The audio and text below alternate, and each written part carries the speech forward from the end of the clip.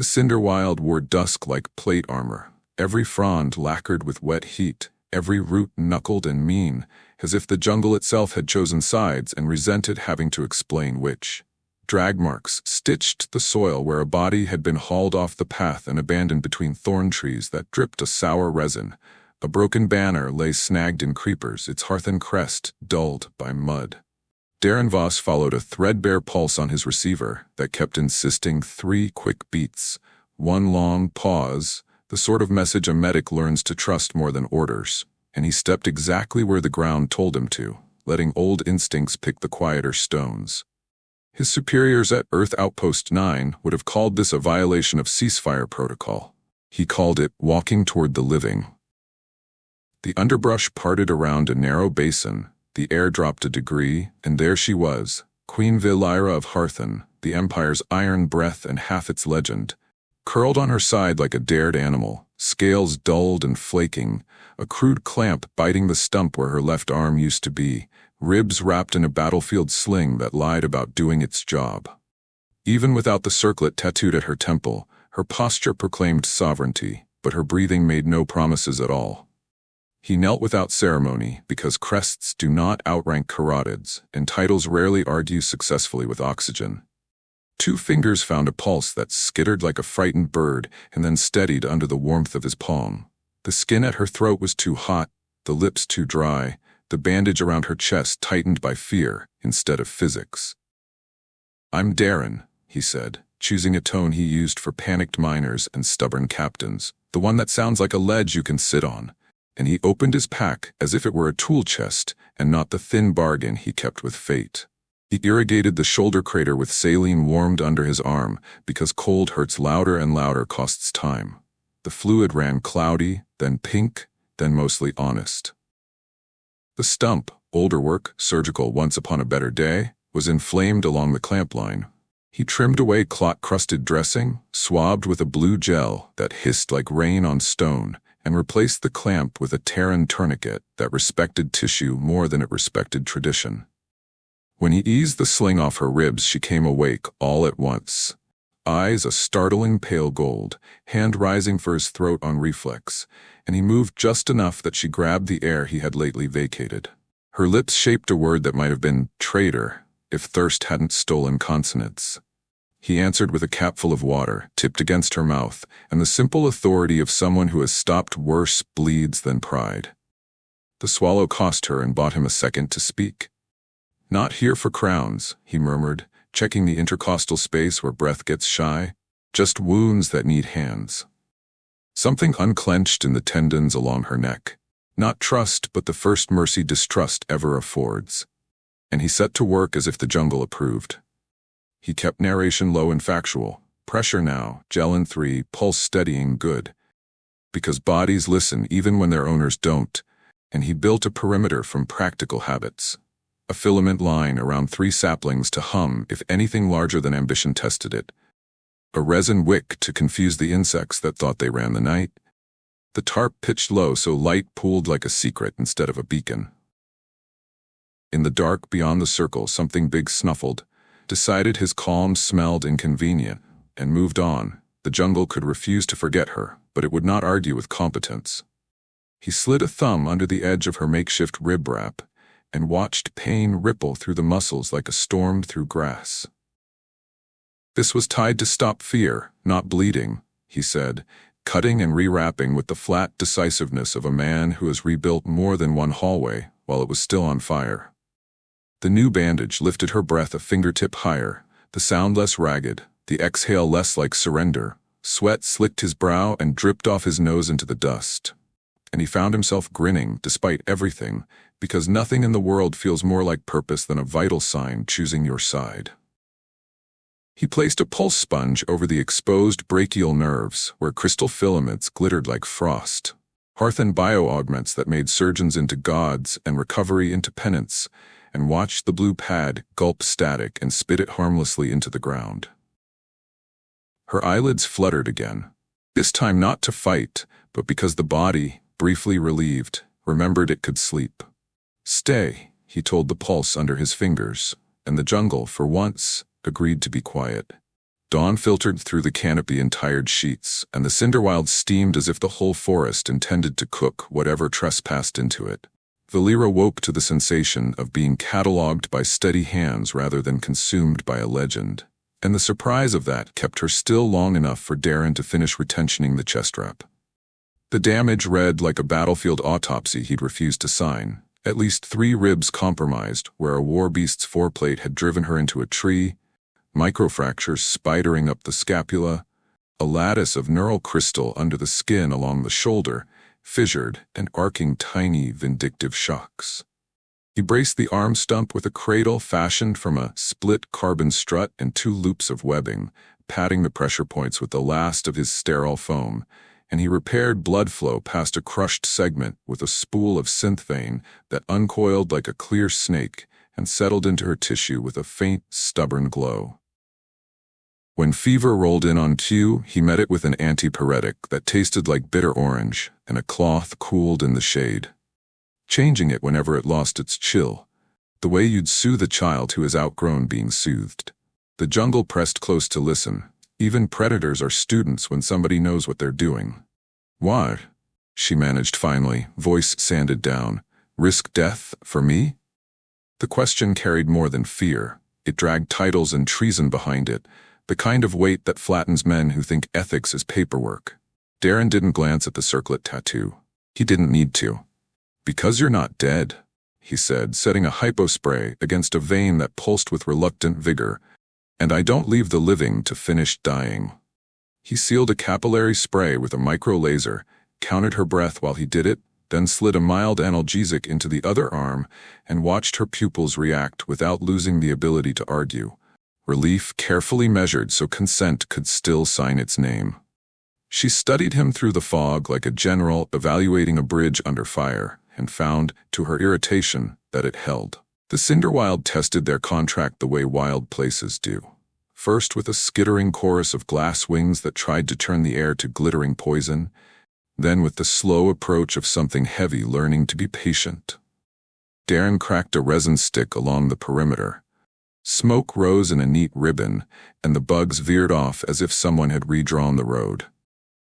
He shifted without comment to put his body between the heavy thing and her line of sight, never once checking whether she interpreted the movement as gallantry or geometry, and his eyes kept flicking from wound to wrist to wound again, in an unmusical rhythm that nonetheless kept time.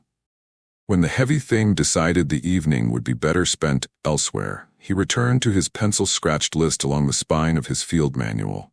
Replace clamp with proper cuff within 12 hours. Rebuild electrolyte levels without insulting her kidneys. Fabricate a sling that uses hips, not back. Hack the broadcast ping if the Empire is using it to vector predators. Valera's mouth twitched at the last line before she could stop it. "You know what they've done," she said, not asking. "I know sabotage when it smells like policy," he replied. She watched him feed her with a cracked spoon, as if he were performing a magic trick in which dignity survived assistance. He never asked if she needed more. He simply offered again at a pace that made refusal feel like a decision rather than a failure. Her claws, dulled by dehydration and pain, snagged his sleeve once, when a spasm surprised her. He paused, not to register the contact, but to give her time to decide whether it had been meant. "I am Harthan," she said, as if that explained both the abandonment and the expectation that he share it. "You are alive," he repeated, as if that refuted both. The sentence rested between them like neutral ground. When dusk gathered its knives, a scout drone purred low, fat with confidence and carrying a compliance mist that would make consent a technicality. Darren did not shout. He did not even look up at first. He shifted the tarp angle to break the drone's line, palmed the flak blanket from his kit, and when the nozzle opened with a deceitful hush, he threw the blanket into its sensor so the machine fell in love with itself, lathered its own lens, and drifted off embarrassed. Valera blinked, then let out a sound that wasn't quite a laugh and wasn't quite a sob, the noise a body makes when it realizes the world has not run out of cleverness yet. "You just made the Empire's toy sedate a reflection," she said, almost wonderingly. "I'm very good at helping dangerous things meet their limits," he said, checking her bandage one last time before midnight. She slept then, not the thin collapse of a hunted thing, but the grudging surrender of someone who has conceded a temporary alliance. Darren sat with his back against a knotted root and let fatigue draft legislation his pride could live with. At first light, he would dismantle the Empire's biometrics ping. He would mask their heat signature for a few more hours of grace. And if a search squad came, he would put steel into wrists rather than bullets into chests, because somewhere past all this noise he still wanted to be the kind of man who counted survival, not kills. The jungle rained in short, violent bursts, each one polishing the leaves until they reflected a sky that had learned some manners. In the interval between two downpours, the Queen's breath evened into something like a promise, and the medic who had seen too many promises broken let himself believe it, just long enough to steady his hands for whatever the next hour would demand. By midday, the Cinderwild had turned the air to syrup, and every breath cost extra. But Darren worked as if invoices could be argued down by competence. He stripped his field tablet to bones, married it to the Queen's circlet tattoo with a contact patch, and found the lattice of pings the Hearthen Ministry had sewn into the canopy, little arithmetic traps that turned her biometrics into a dinner bell for drones and scavengers. He didn't try to erase the net. He taught it to love the wrong numbers, cloning Valera's heat profile onto a bundle of chemical warmers wrapped in shredded banner and a splash of his own blood, then wedging the decoy beneath a root where shadows pooled like ink.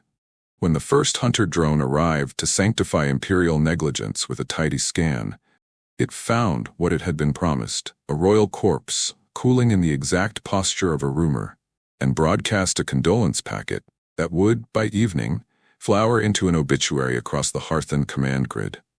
Valera watched the little lie grow teeth, eyes half-lidded under the veil of fever, and her hand, unarmed, unaugmented, unhelped, pinched the corner of his sleeve once, as if to test the reality of a man who made empires misread their own instruments. He answered the unasked question by checking her pulse, then retensioning the chest strap by a single notch, because some miracles survive only if you keep behaving like a mechanic. The mercenaries came later, 3 figures with rifles and rehearsal in their stance, trading jokes designed to make conscience feel outnumbered, and Darren low-crawled them into a geometry he preferred. He palmed a flash mine from his boot, arcsed it high to burst behind them, and hit the tallest at the knee as the silhouette flinched, the sort of precise violence that's less about anger than about keeping someone else's lungs programmable. The second swung his barrel toward the root cave and met a slingstone at the trigger hand, because Darren's kit included things the future considers unfashionable. The third paused at exactly the distance where cowards remember their families, and the pause lasted long enough for a crutch tip to hook his ankle. Valera's doing, clumsy, brave, undeniable. He disarmed them without theatrics, zip-tied wrists in front to preserve perfusion, and pinned their eyes open long enough to see the scanner he held, a thin plate that drank their retinas and spat out a body-recovered confirmation tagged to the decoy beneath the tree. The network believed what it had built itself to believe. The mercenaries stared at a future that no longer included a bounty, and one of them, the youngest, muttered a thank you that sounded like a man trying on adulthood. Darren didn't indulge him. He cut their comms into a bouquet of useless wire, pointed them at the gorge where drones were busy, and returned to the only sovereign presence that mattered, the one counting breaths on a pad of rolled tarp. They retreated upslope under a vault of strangler figs that looked like cathedrals ruined by bad weather, stopping whenever the Queen's pain tried to negotiate for a collapse. He rewired the brace so her hips did more work than the stump, patted the strap that had started to leave an unflattering opinion on her collarbone, and rationed the analgesic so it dulled without stealing her signatures. "You faked my death with a battery and a prayer," she said at last, voice thick with something that wasn't pride and wasn't humiliation, and he shook his head while he checked capillary refill at the fingers that remained.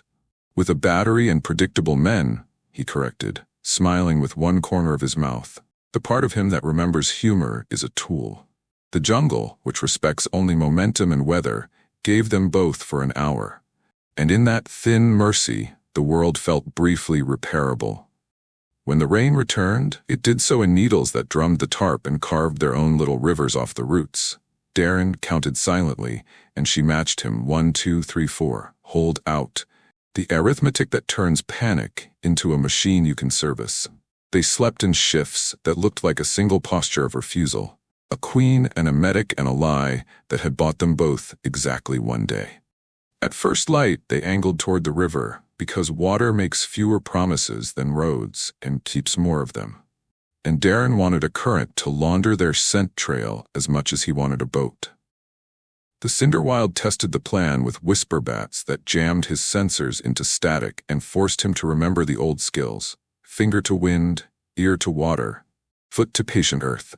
And with a sentry plant whose quills tasted like old coins and resentment, he burned a narrow path through with a resin wick, while the queen watched his profile, as if trying to discover whether duty had given him that patience or loss had.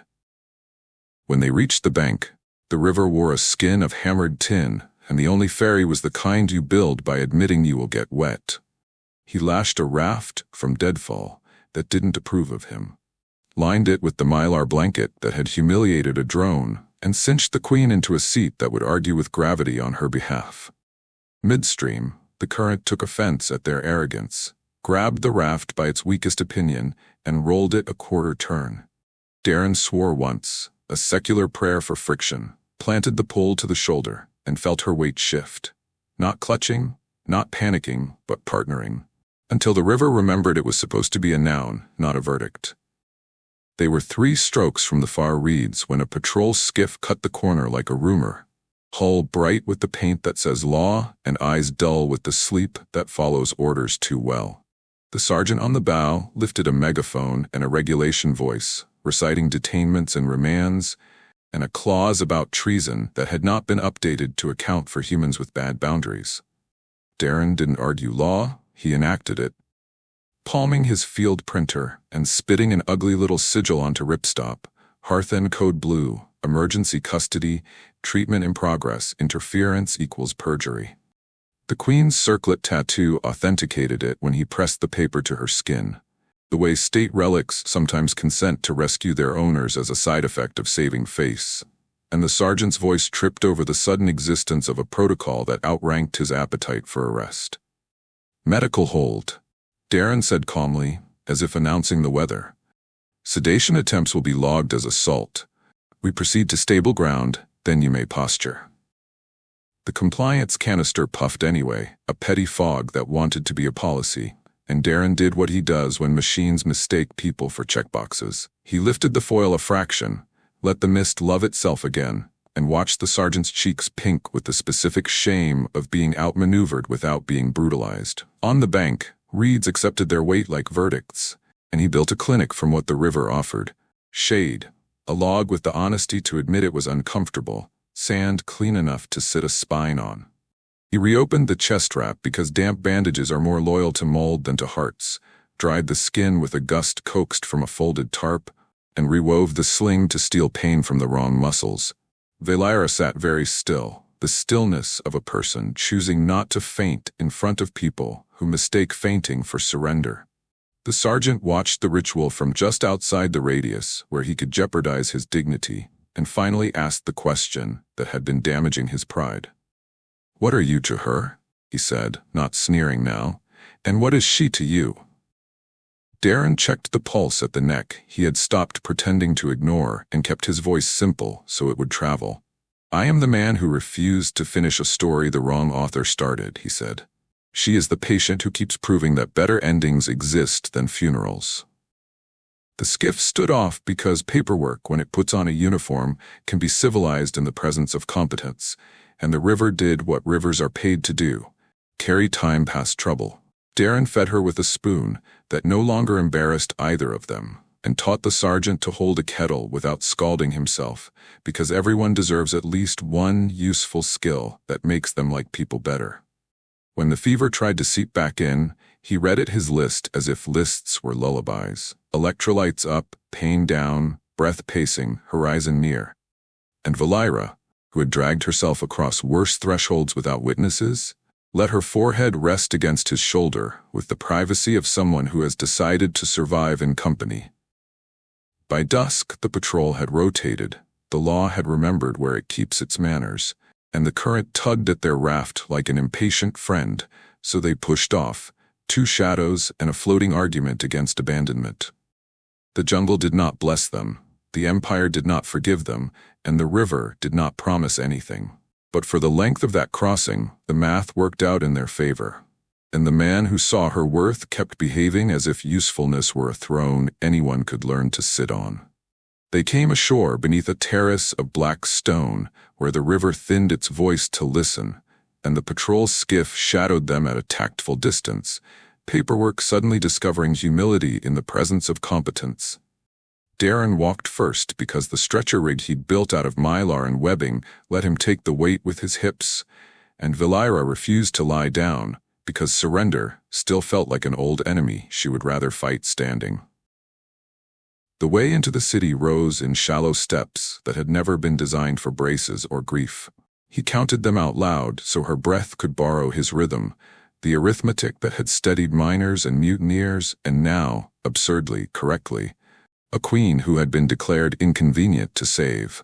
At the upper landing, a corridor of brass and lacquer yawned wide to swallow them, sweet with incense that had always mistaken obedience for oxygen.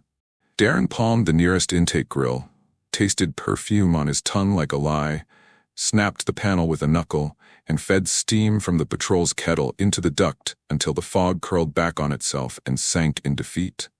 He spoke without raising his voice, but the words found purchase on stone. The doors would remain open for as long as her pulse argued with gravity. No aerosol would be loosed under any ceiling he could reach. No rod would hum within arm's length of a patient. Anyone unwilling to trade spectacle for usefulness was welcome to stand outside and practice importance in the rain. The great hall had been engineered for echoes, not testimony, but that morning it learned to carry sentences that mattered.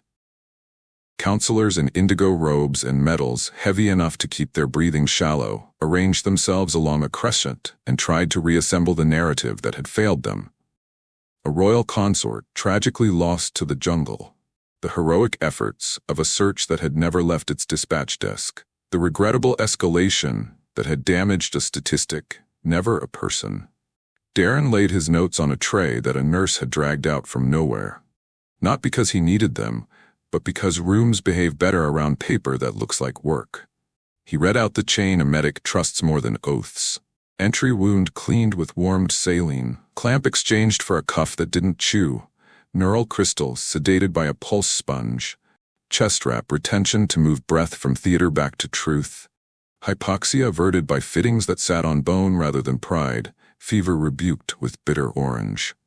Valira did not let him speak for her when the chamber's attention finally stopped skating across her as if she were a rumor. She stood, with his hand on the brace to steady physics, not her will, and told them the part they had prayed the jungle would keep. The silence in the underbrush after loyal boots ran, the geometry of crawling with one arm until the body forgot how to measure distance, the moment a human showed up without a flag or a script and started acting as if the living were worth his time. "I am no one's asset," she said, not loudly, which was why every syllable arrived intact. And he treated me as if I did not need to be a queen to deserve a breath. The law responded first with reflex, as law does when asked to account for mercy. A courtier at the back snapped a vial inside a perfumed sleeve and coaxed a gentle paw into the air, the sort of compliance that always insists it is for everyone's comfort. Darren was already moving because his ears have learned to hear the quarter-step shift in a room's tone when cowardice puts on incantation. He knocked the perfume cone sideways with his field blanket so it sighed into a column, and then draped the shining foil into the beam of the clerestory, where a maintenance mirror waited to indulge it. The fog discovering with a meek gurgle the smug mortality of all traps that fall in love with their own reflections. Two guards at the door, who had hitherto been taught to mistake sound for authority, lowered their rods with the diffident relief of men permitted, at last, to be citizens under oxygen. The king came then, not as thunder, but as a man who looked like a rumor of himself, dragged into the morning. Carax of Harthan, rings heavy with apologies never spoken, eyes swollen by sleeplessness and the knowledge that it had been administratively efficient to let the jungle do something he did not have the spine to order aloud.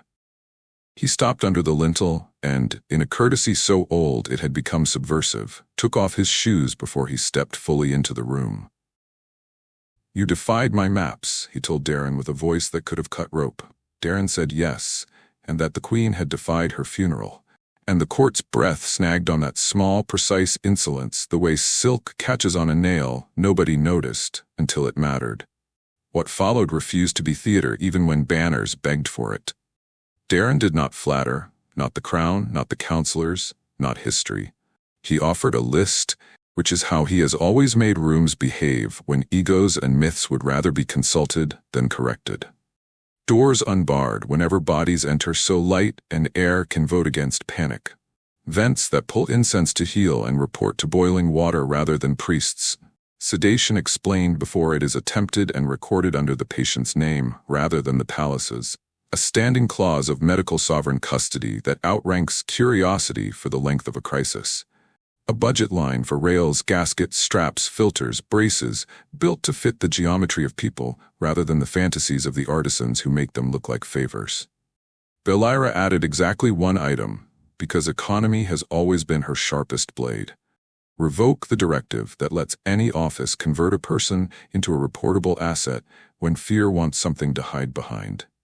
Carax listened without fidgeting, which might be the bravest thing he has ever done.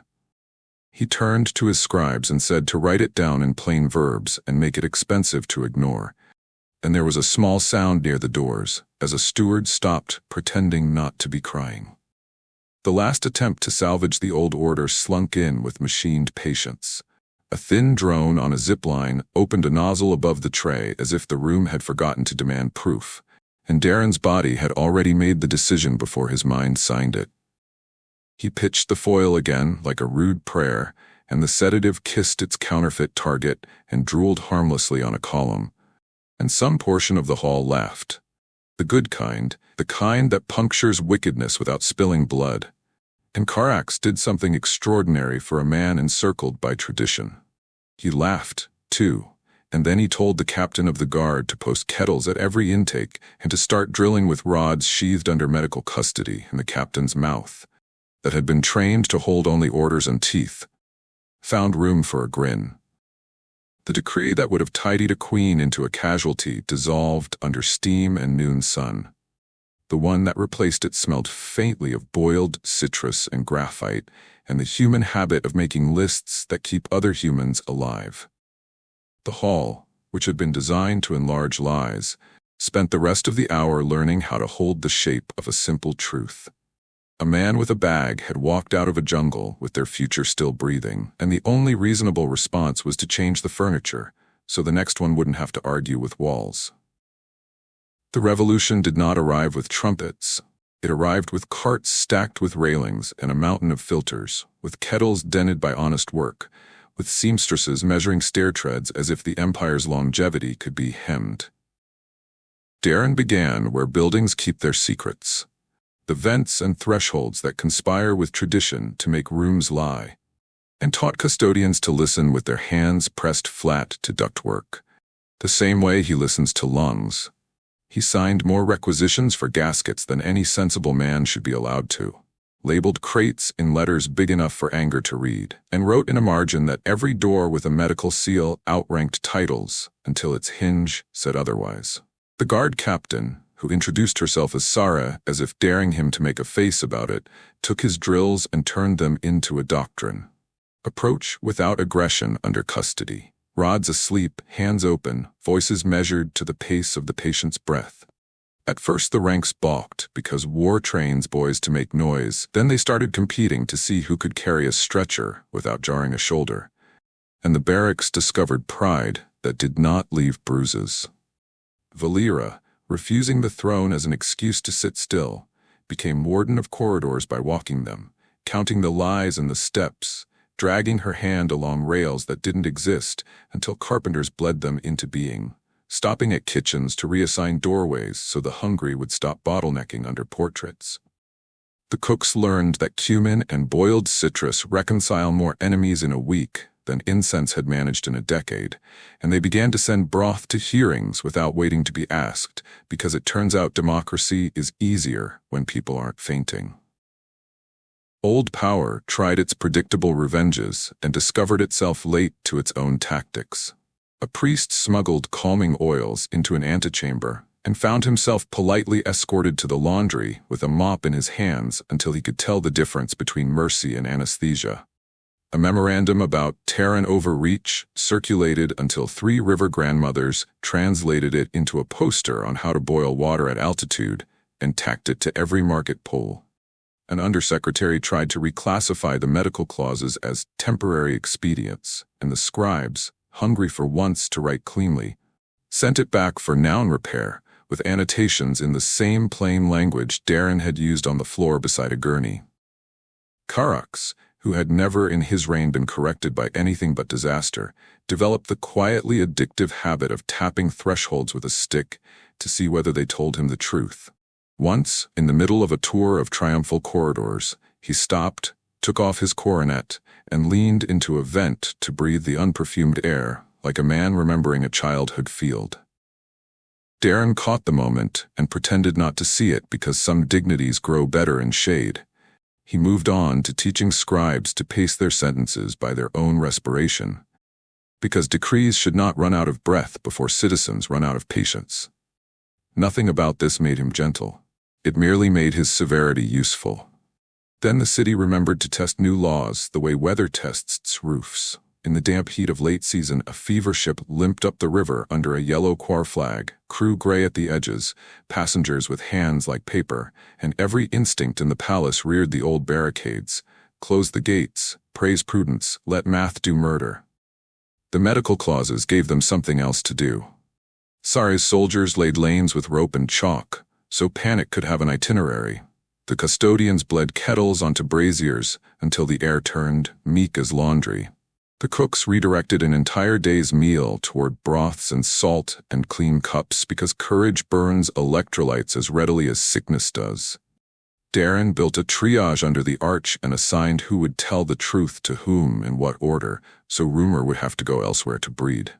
Valira stood at the head of the intake as if it were a border she had been born to hold, signing the medical holds that made stubborn men behave, offering her chair to a boy who had been pretending not to wobble, taking back the chair without apology when her spine told her it had opinions. They lost some because the world keeps its cruelties even under good policy. But the river did not receive a harvest, and dawn found the city both smaller and bigger in the way places get when they learn a new competence overnight. After that, ordinary days started to look like victories that had stopped bragging. There were benches in the corridor where once there had been a line of hooks for cloaks that served no one. There were rails at heights that matched hips rather than statues. There were doors that confessed their weights and opened to hands that used to be decorative. There were meetings that migrated without drama when an O2 alarm insisted. Courtiers packing up their rhetoric with the same sigh that admits rain requires roofs. Darren accepted a title because the bureaucracy could not stamp requisitions without a noun to tag, but he insisted the words be ugly and honest. Keeper of breath, which made the quartermasters roll their eyes and then find him twice as much filter stock as he had asked for, because secretly they loved that the roll told them exactly what it wanted. Valira reclaimed herself in increments that had nothing to do with ceremony. She could cross 3 flights without bargaining with her body. She could sign her name without her hand shaking. She could look at the places in the city where she had once been used as a symbol and see instead the work of people who had learned to belong to each other. When they crossed a certain landing, he would still murmur the count, and she would still pretend it was for his benefit, and both of them would be right. On a night painted the humid blue the Cinderwild invents for remembering, the court held a session under open doors because there was nothing to hide, and because the river breezes are cheaper than incense. Delegates from other worlds, some curious, some envious, some frightened to their bones by the sight of power behaving like a service, asked questions whose shapes had not been seen here. How to write sanctuary into thresholds without making it the property of one caste. How to teach soldiers to love a drill that leaves no blood to brag about. How to prevent mercy from being filed under temporary mood. Darren answered with the same toolkit he had packed into the jungle: lists, ladders, and the refusal to lie about the cost, and watched with a tolerance for hope he rarely indulged, as scribes from elsewhere wrote down his ugly nouns and plain verbs as if they were talismans against forgetting. Valera did something she had not done since the day he found her. She stepped back from the lectern and let silence be the eloquence, trusting the room not to be hungry for spectacle. The silence held, which is another way of saying the city had learned to breathe, even when it wasn't being watched. Later, when the hall had traded argument for the domestic noises of furniture and good fatigue, Darren walked the midnight route he had made his own, through kitchens that smelled like cumin and wet stone, past vents that hummed honest, along rails that remembered hands, and found Valera on the terrace where the river sounded like a long apology. She did not say thank you because they had outgrown the need to pretend gratitude was a currency. She asked what was next, and he listed dull, beautiful things, replacing 100 seals that had learned to leak only when it rained sideways, training 3 more crews to hear a lie inside a door before it sticks, teaching the scribes a second cadence for paragraphs that have to carry weight. She laughed, the deep, unroyal kind that finds its way into other people's throats, and said she would take the stair audit because she had a score to settle with a handful of risers. He said he would requisition still more gaskets, and perhaps, if he had been a very good nuisance, a second autoclave. The river kept its counsel, as rivers do when they approve, and the city turned toward morning with the measured confidence of an organism that means to be alive for a long time. Somewhere in a ward, a child began the count because fear had come to sit beside her, and in the clinic a kettle found its note, and on a high landing, where once a queen had been expected to pose and never touch anything, a human medic leaned his shoulder into a stubborn door and felt it yield, exactly as designed.